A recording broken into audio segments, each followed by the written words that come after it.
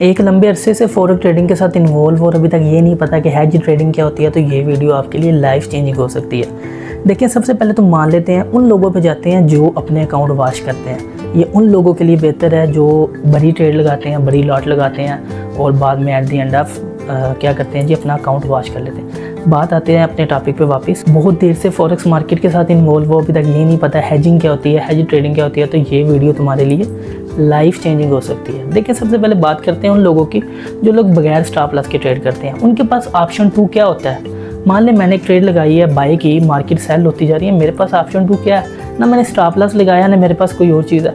मैं फिर वेट करता हूँ, मार्केट रिवर्स करे, उसी वेट में मेरा अकाउंट वॉश हो जाता है। ये स्ट्रैटेजी ऐसे लोगों के लिए है जिनको स्टॉप लॉस लगाने की आदत नहीं है, और दूसरा वो सिर्फ एक ट्रेड पे अपने अकाउंट का पूरा रिस्क ले लेते हैं। हेज क्या होता है? देखिए, हेजिंग होती है बेसिकली ऑपोजिट ट्रेड। मिसाल है, मैंने गोल्ड सेल किया हुआ है 4000 के लेवल से, मार्केट 4050 पे चले गई है, स्टॉप लॉस की तो मुझे आदत ही नहीं है, तो मैं क्या करूँगा, मैं एक हेजिंग ट्रेड करूँगा, मैं एक गोल्ड मज़ीद बाय कर दूँगा। अब यहाँ आती है मेन गेम। अगर आपने 0.10 लाख का गोल्ड सेल किया हुआ तो 0.10 लाख का या बाय कर रहे हैं, तो आपको क्या फ़ायदा है? क़यामत तक आपको तो कोई फ़ायदा नहीं है। यहाँ पे दो चीज़ें आती हैं। देखें, रिसर्चर्स या बाकी लोग यहाँ पे ये कहते हैं कि आपने अगर 0.10 लाख का गोल्ड सेल किया और आप हेजिंग कर रहे हैं तो आपने बड़ी लाट की बाय करनी है। जैसे अगर तो मार्केट का ट्रेंड बुलिश है, मतलब उसने बाई जाना है, आपको पता लग गया मार्केट में बाय जाना है, जो जिससे आप सीख रहे हैं उसको आपको रीजंस दे रहा है, तो आपने क्या करना है, 0.10 का सेल किया हुआ है आपने, फिर 0.20, 15, 18 जहाँ पे आपको समझ आती है आप उतनी लॉट्स का बाय कर लेंगे। दूसरी एक हेजिंग आती है जी, इनडायरेक्ट हेज।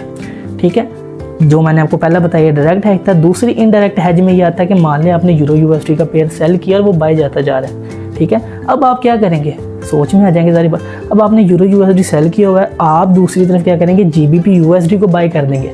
पेयर सेम है, मूवमेंट सेम है, प्राइसेस अलग हैं। ठीक है, तो इससे ये क्या होता है कि आपके अकाउंट में इंश्योरेंस, स्मॉल टाइम इंश्योरेंस आ जाती है, आपको सोचने का मौका मिल जाता है। अब जो यूरो यूएसडी आपने सेल किया हुआ है नीचे आता जा रहा है, किसी सपोर्ट से तो वो रिवर्स करेगा ना। अब ऐसा तो है नहीं कि ज़मीन पार के नीचे चला जाए, तो आपने उस सपोर्ट पे जब आपका यूरो यूएसडी आ जाएगा, आपने अपनी जीबीपी यूएसडी वाली ट्रेड बंद कर देनी है। तो इसे कहते हैं इनडायरेक्ट हैजिंग।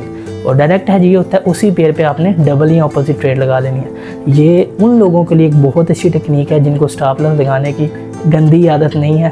ठीक है, वो यही कहते हैं कि हमने एक ही अकाउंट पे आर करना है या पार करना है, तो ऐसी चीज़ें उनके लिए बहुत ज़्यादा कामयाब हो सकती हैं। वीडियो अच्छी लगी हो तो फॉलो करना ना भूलें।